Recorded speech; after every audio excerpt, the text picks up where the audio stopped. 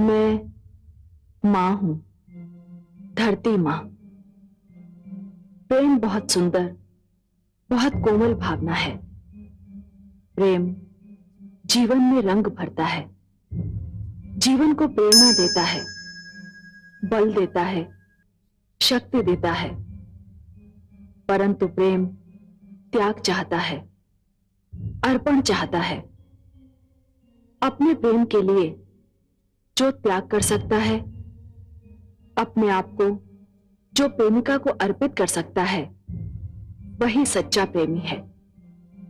यदि प्रेम पाने के लिए कोई अपनी राजसत्ता या बल का प्रयोग करे, तो फिर वो कितने ही सच्चे प्रेम का दावा करे, उसके प्रेम के आगे प्रश्न चिन्ह खड़ा हो जाता है।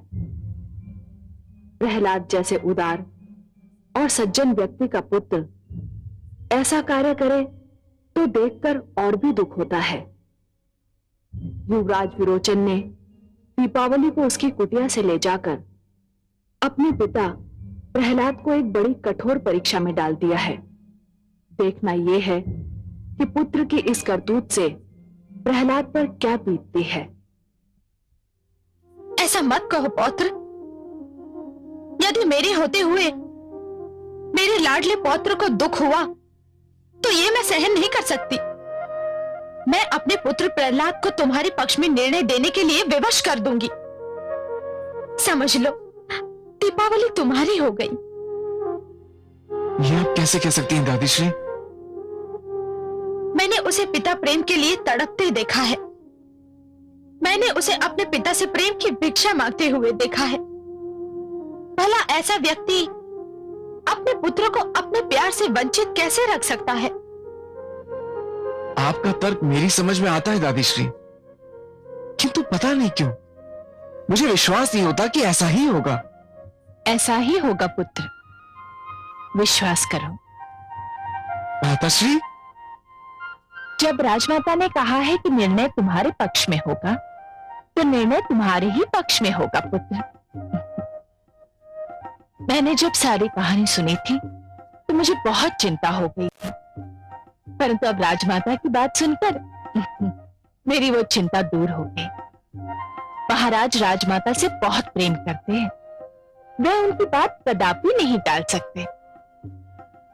मैंने महाराज के रोम रोम से प्रसन्नता झलकते हुए देखी थी जब तुम युवराज बने थे पुत्र।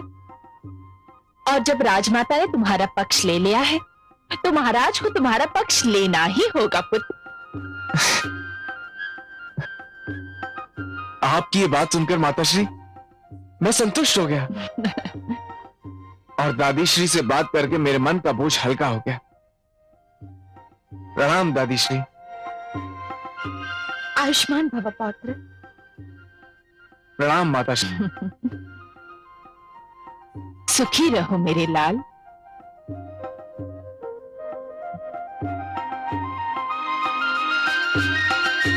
अपने लाडले पौत्र के मुख पर चिंता की लकीरें देखकर मैं तड़प उठी थी पुत्रवधू।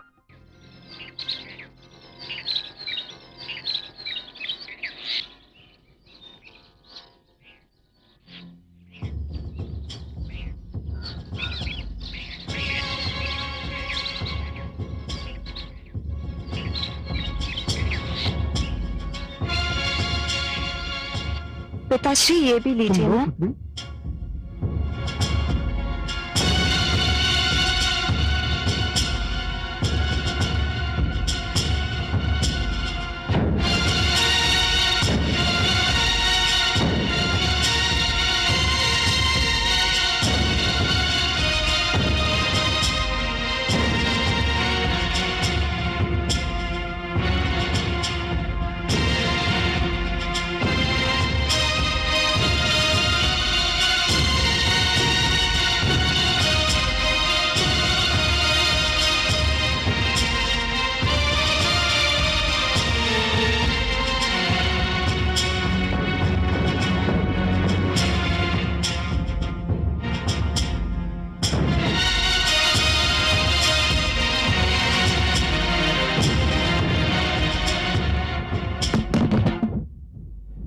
कौन है? पिताश्री, मैं देखती हूँ।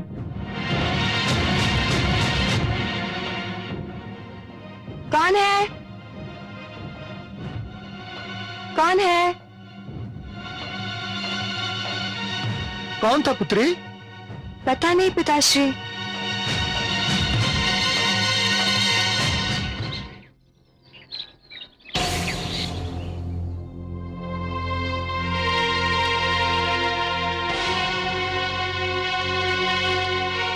सुना है मेरे पिताश्री तुमसे मिलने आए थे। तुमने सत्य सुना है मित्र। तुम्हारे पिताश्री मुझसे मिलने आए थे। क्यों? मुझसे यह पूछने के लिए कि दीपावली को तुम्हारे अथवा मेरे लिए चुनने के लिए उन्हें अपना न्यायाधीश बनना मुझे स्वीकार है या नहीं। तो तुमने क्या कहा?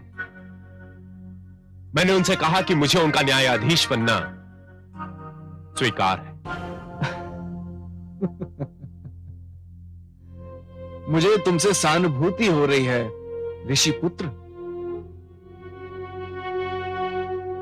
क्यों?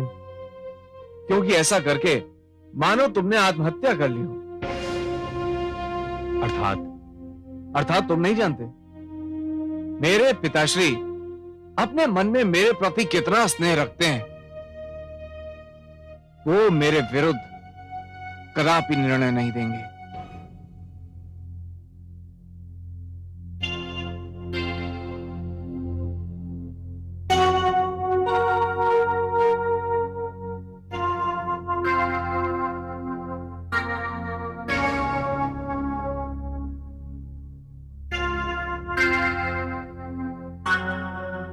पुत्र, माते आप। प्रणाम माते। आयुष्मान भव पुत्र। आपने क्यों कष्ट किया माते? कोई कार्य था तो मुझे बुलवा लिया होता। मैं तुमसे कुछ मांगने आई हूं पुत्र। आप मेरे प्राण मांग लीजिए माते। मेरा जीवन तो आपके प्रेम का दिया हुआ दान है। आपके लिए मेरे प्राण भी चले जाएं तो भी मैं यही समझूंगा कि मेरा पुत्र धर्म अभी पूरा नहीं हुआ। ईश्वर ना करे मैं अपने प्रिय पुत्र से उसके प्राण मांगू, परंतु मैं तुमसे जो मांगने आई हूं वह तो तुम्हें देना ही पड़ेगा पुत्र। मैं तुमसे तुम्हारे प्राण प्रिय के लिए कुछ मांगने आई हूं। आदेश दीजिए माते, क्या चाहती हैं आप? अपने पौत्र के मन का सुख और उसके प्रेम की रक्षा। अर्थात यही कि मेरा पौत्र विरोचन ऋषि वत्स की पुत्री दीपावली के प्रेम में उतावला हो रहा है। यदि उसे दीपावली न मिली तो उसका सुख छीन जाएगा। और सुधनवा, वो भी तो किसी का पुत्र है ना माते।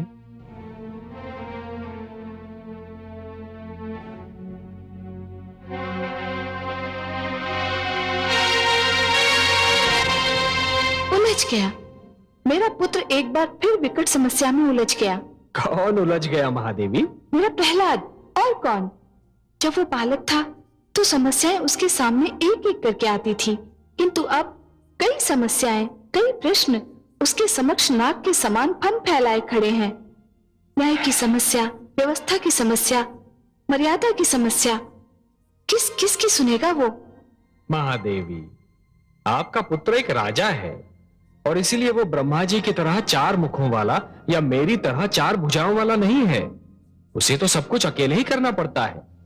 मुझे तो लगता है कि आपका पुत्र प्रहलाद इस समस्या को भी सरलता से सुलझा लेगा।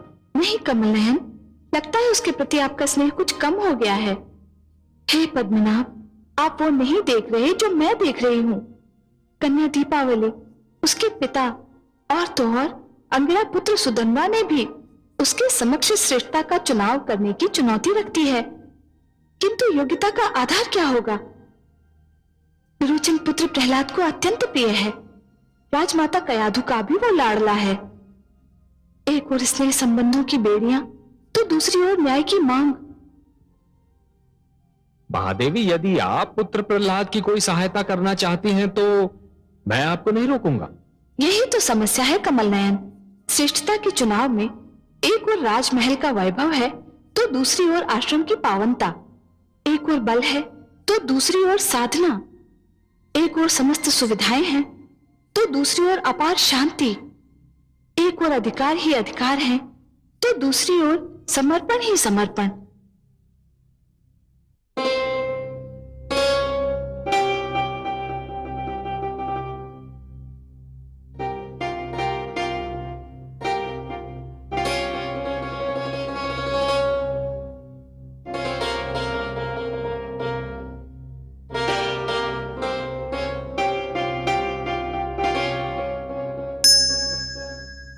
आप अभी तक सोई नहीं महारानी?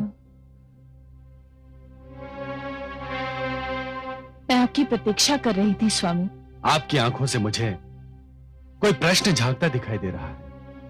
हाँ स्वामी, आप चाहें तो इसे प्रश्न भी कह सकते हैं, परंतु मेरे लिए एक प्रश्न से अधिक प्रार्थना है। आज सभी संकेतों की भाषा में बात कर रहे हैं। स्वामी, मैं ये पूछना चाहती हूँ कि आपने ऋषिवत्स की पुत्री दीपावली के भविष्य के विषय में क्या सोचा है? परंतु मुझे तो समस्त प्रजा के बारे में सोचना पड़ता है। मैं अपनी प्रजा का संरक्षक हूं। स्वामी, दीप पहले अपने घर में जलाया जाता है, फिर किसी और के। हाँ, परंतु मार्ग पर दिए जलाना भी एक राजा का ही कर्तव्य है। मैं कुछ नहीं जानती स्वामी। आज तक मैंने आपसे कुछ नहीं मांगा। आज पहली बार मैं अपने पुत्र का सुख मांग रही हूं। कृपा कीजिए मुझ पर स्वामी, कृपा करके उसे उसकी दीपावली दे दीजिए। देवी, आप मुझसे उसका सुख मांग रही हैं जिसका दुख स्वयं मेरे लिए असहनीय है। वो मेरा भी पुत्र है देवी। तो फिर संकोच किस बात का है स्वामी? संकोच एक पिता नहीं कर रहा है देवी, संकोच एक न्यायाधीश कर रहा है। मुझे स्वयं दीपावली बहुत प्यारी लगती है। ऐसी प्यारी पुत्रवधू पाने के लिए कौन पिता उत्सुक न होगा? प्रेम मुझे एक ओर खींच रहा है और न्याय मुझे दूसरी ओर, और मैं किसी निष्कर्ष पर नहीं पहुंच पा रहा हूं। मैं जानता हूं कि मैं पुत्र विरोचन का दुख नहीं देख सकता। उसकी आवश्यकता भी नहीं है स्वामी। दीपावली को पुत्र विरोचन के लिए चुनकर आप कोई अन्याय नहीं करेंगे। पुत्र विरोचन ने दीपावली के मन में भी तो घर कर लिया है।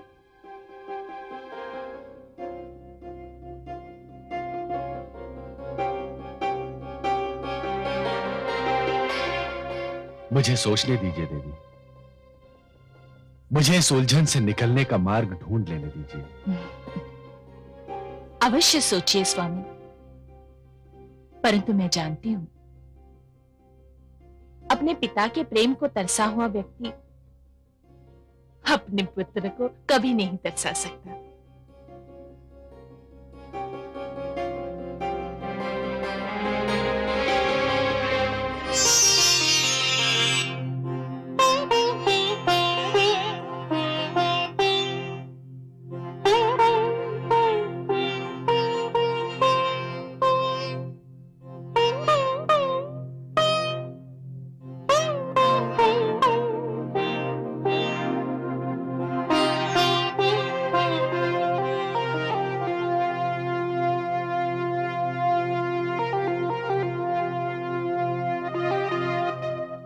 क्या बात है महादेवी, किसी गहरी चिंता में लीन हैं आप? हाँ कमल नयन, मैं सोच रही थी कि न्यायाधीश का कार्य उस समय कितना कठिन हो जाता है जब उसके ही परिवार का कोई सदस्य आरोपी के रूप में उसके सामने हो। आपकी चिंता स्वाभाविक है, परंतु यही तो वो घड़ी भी होती है महादेवी जब ये पता चलता है कि न्यायाधीश की न्याय और न्याय प्रणाली पर कितनी आस्था और अटूट विश्वास है। वो न्याय को जीवन और सभ्यता का एक अटूट अंग मानता है या फिर आए दिन होने वाली साधारण घटना? वो कुछ भी माने कमल नयन, किंतु जिस स्थिति में मेरा पुत्र प्रहलाद है उसमें कोई भी हो, उसका असमंजस में पड़ जाना स्वाभाविक है। इसीलिए मैं सोचता हूं कि किसी व्यक्ति के न्यायाधीश बनने के लिए उसके दो रूप होने चाहिए। दो रूप? ये क्या कह रहे हैं आप कमल नयन? दो रूप रखना तो किसी भी व्यक्ति का अवगुण है। वो व्यक्ति ही क्या, जो भीतर से कुछ हो और बाहर से कुछ और दिखाई दे। आपकी बात सर्वथा सत्य है महादेवी, सर्वथा सत्य है।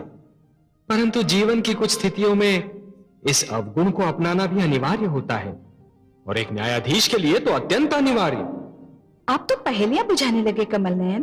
कोई पहेली नहीं है महादेवी।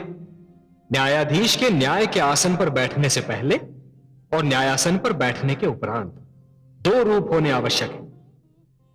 न्याय के आसन पर बैठने के पहले वो व्यक्ति किसी का पिता हो सकता है, किसी का पुत्र हो सकता है, किसी का पति हो सकता है, या फिर किसी का भ्राता। परंतु जैसे ही वो न्यायाधीश के आसन पर विराजमान हो जाता है, उसके सारे नाते टूट जाने चाहिए।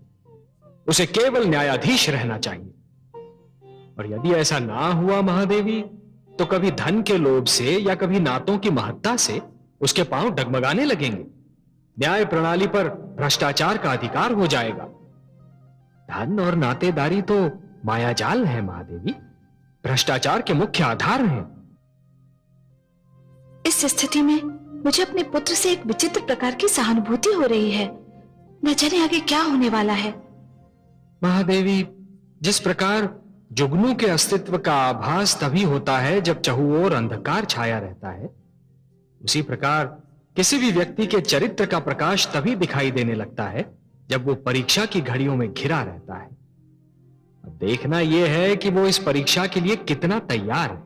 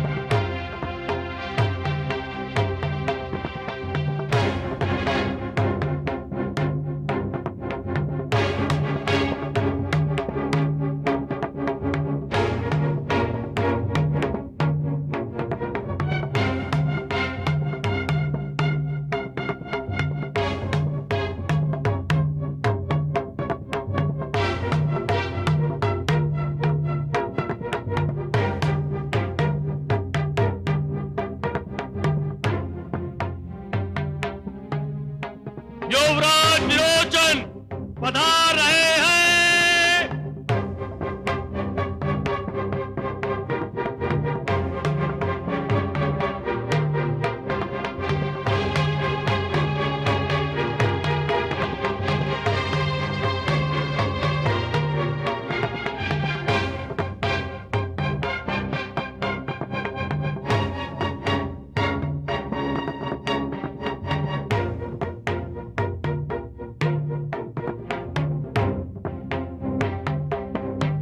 नहीं विरोचन,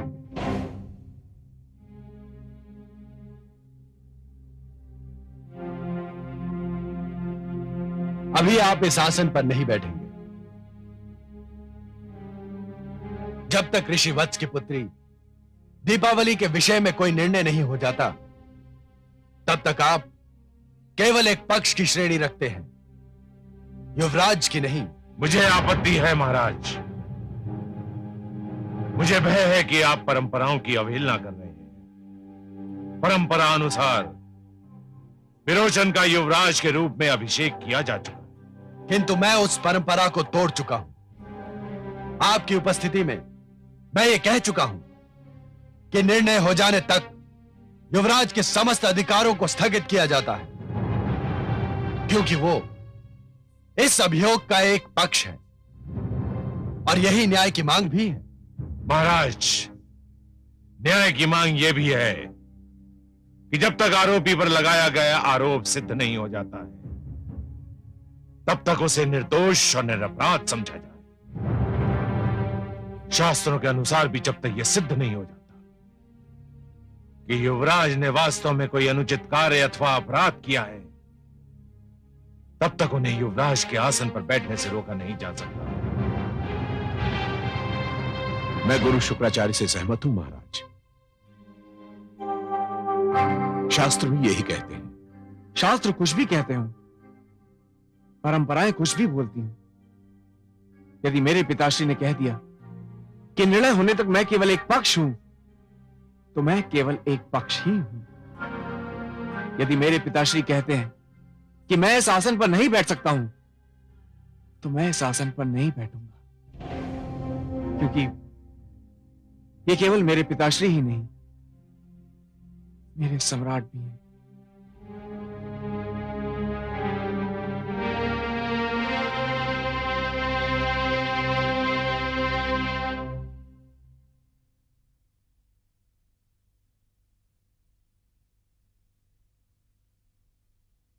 मेरे समक्ष एक जटिल समस्या है। हे महापुरुषों, यद्यपि किसी कन्या के लिए वर का चुनाव केवल उस कन्या का अधिकार है, और ऐसा अधिकार है जिसमें कोई और हस्तक्षेप नहीं कर सकता, परंतु ऋषि वत्स और उनकी सुपुत्री दीपावली ने यह कार्य मुझे सौंप दिया है, क्योंकि दीपावली यह निर्णय नहीं कर पा रही है कि वो अपने वर के रूप में किसको चुने। पुत्र विरोचन, ऋषि पुत्र सुधन्वा, मैं जो भी निर्णय करूं आपको स्वीकार होगा? संपूर्णतः अक्षरशः निसंकोच महाराज। यह जानते हुए भी कि विरोचन मेरा पुत्र है? ये तो मैं तब भी जानता था महाराज, जब मैंने आपका न्यायाधीश बनना स्वीकार किया था। और तुम्हें राजकुमार विरोचन, क्या तुम्हें भी मेरा निर्णय स्वीकार होगा? मेरे लिए अपने पिताश्री के मुख से निकला हुआ एक एक शब्द ब्रह्म वाक्य के समान है। आपका दिया हुआ निर्णय मेरे लिए आदेश होगा, और आपका आदेश मेरे सिर आंखों पर। धन्यवाद सुधन्वा, धन्यवाद पुत्र।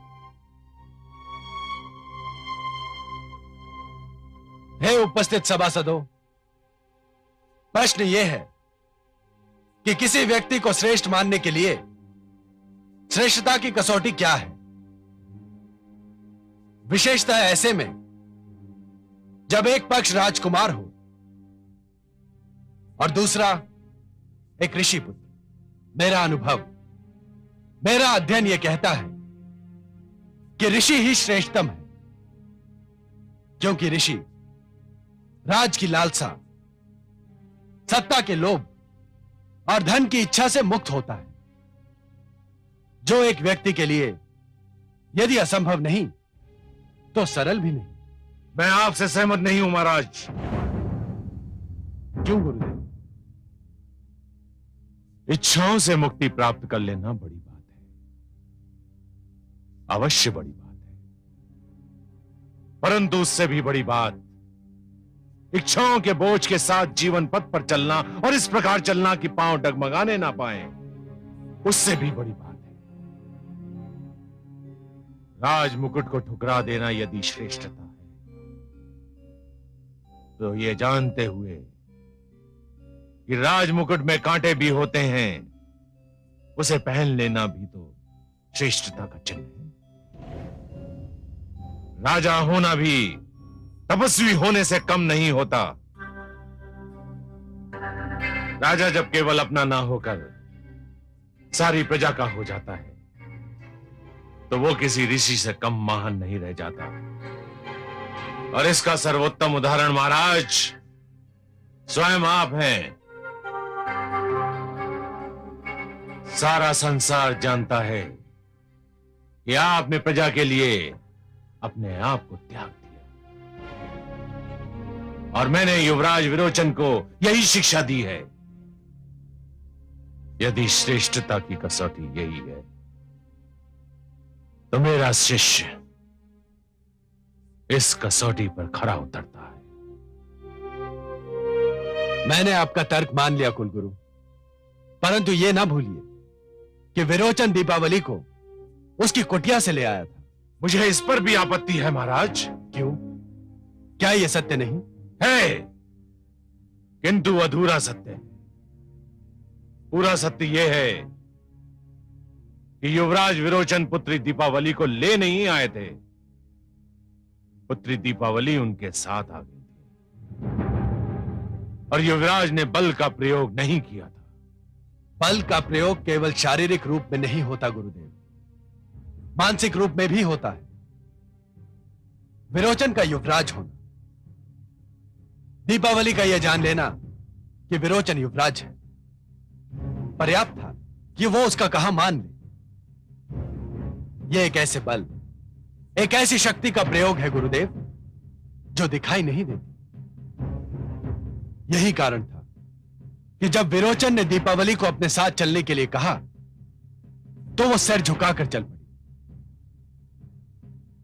यदि ऐसी प्रवृत्ति को प्रोत्साहन दिया गया, तो आने वाले युगों में राज परिवार के सदस्य इसे उदाहरण बना लेंगे, और ऐसी घटनाओं का दुष्चक्र चल पड़ेगा जिसके कारण बहू और बेटियां स्वयं को असुरक्षित समझने लगेंगी।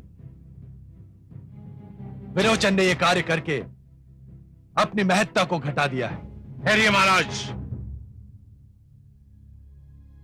युवराज विरोचन ने पुत्री दीपावली से साथ चलने को कहा, और वो उनके साथ आ गई। इसका क्या प्रमाण है? यदि ऋषि पुत्र सुधन्वा भी उनसे साथ चलने को कहते, तो वो उनके साथ ना जाती। परंतु सुधन्वा ने ऐसा कुछ भी नहीं कहा, इसलिए युवराज की महत्ता घटने का प्रश्न ही नहीं उठता। चलिए कुलगुरु, मैंने आपका यह तर्क भी मान लिया। फिर भी एक ऐसी बात दिखाई देती है जो विरोचन को साधारण और सुधन्वा को श्रेष्ठ सिद्ध करती है।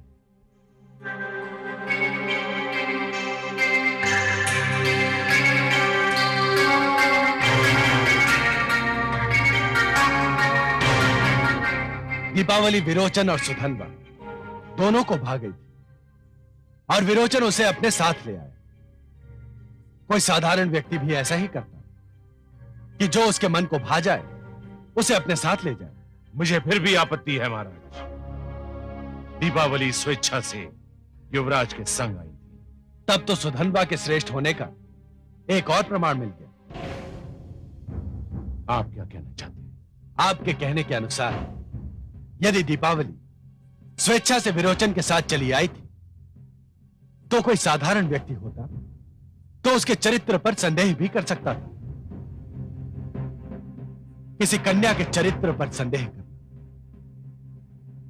उस पर लांछन लगा देना, उस पर किसी प्रकार का आरोप लगा देना, उसका भविष्य और जीवन नष्ट करने के लिए पर्याप्त है।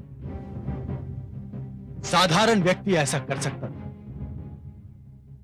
परंतु जब मैं सुधन्वा से मिला, तो इस घटना के कारण मैंने उसके माथे पर एक बल भी नहीं देखा।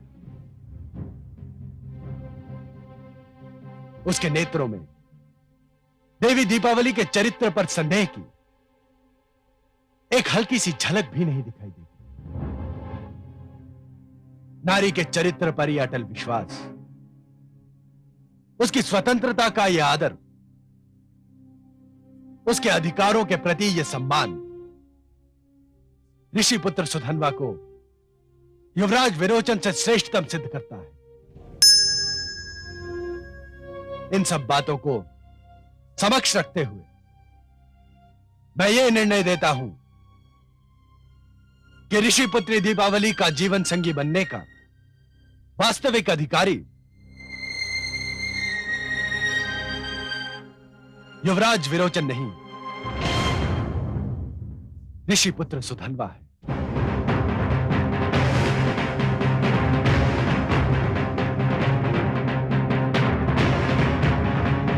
बधाई हो मित्र, बधाई हो।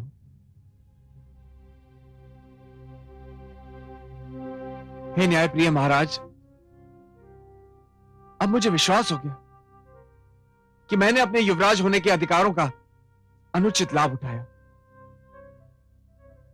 इसीलिए मैं अपनी इच्छा से युवराज पद त्यागने की घोषणा करता हूं।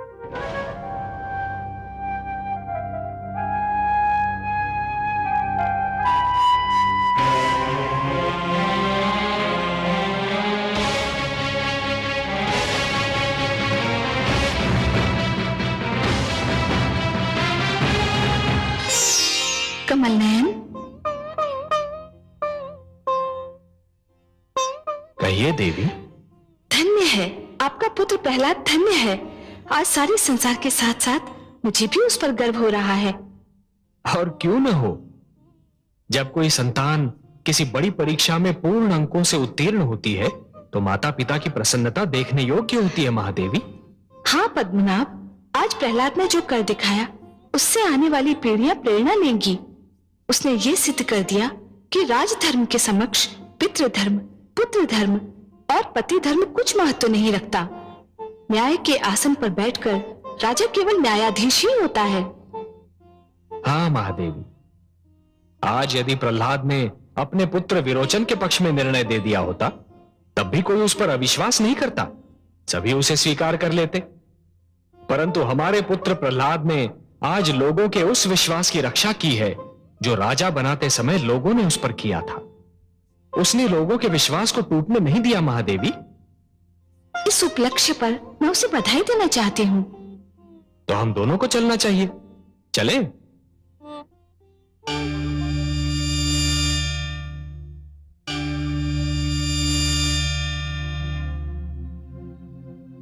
पुत्र, प्रभु,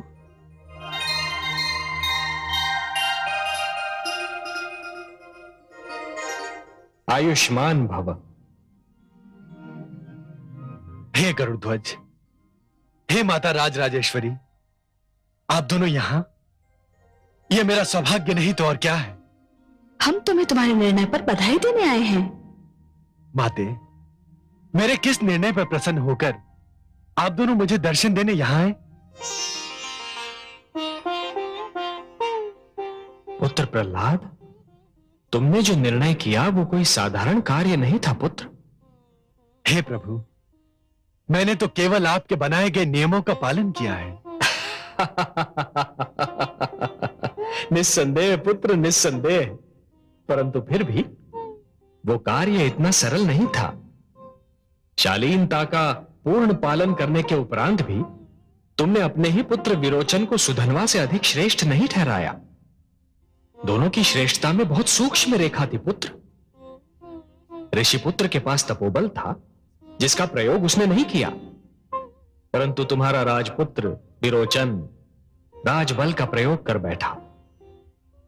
हे प्रहलाद, यह निर्णय करने में तुम्हें अपनी ही माता कयाधु की सारी स्नेह सरिता को भूलना पड़ा होगा।